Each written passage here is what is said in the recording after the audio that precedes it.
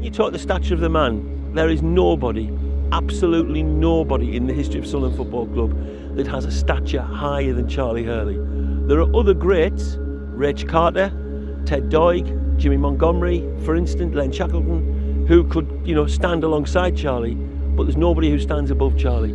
He was quite rightly voted our Player of the Century in the club's centenary year of 1979. What a fantastic man. And for a lot of people who will listen to this or read the tributes to Charlie, they'll be too young to have seen Charlie play, but they'll know of his reputation. That's football and folklore.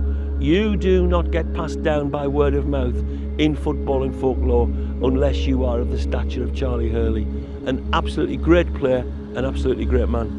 And although he played for Sunderland between 1957 and 1969, if he was playing now, he would be right at the top of the game. He would be a player that the Manchester Cities and Liverpools would be trying to sign off Sunderland, because he would have fitted right in the modern game. Charlie was way ahead of his time. In Charlie's time, a lot of defenders, their object was to kick the ball as far away from the goal as they could. But Charlie would bring the ball out of defence, and he was so big, so strong, and so composed on the ball, nobody could get it off him. And he would bring the ball out of defence, and he would start attacks. Sunderland Football Club's been going for approaching 150 years. In another 150 years' time, Sunderland supporters will still know the name Charlie Hurley.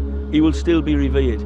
People will read about him in the history books. They'll see the little clips of film of him. There are sadly too few clips of Charlie actually in action, but there are enough to show you what a fantastic player he was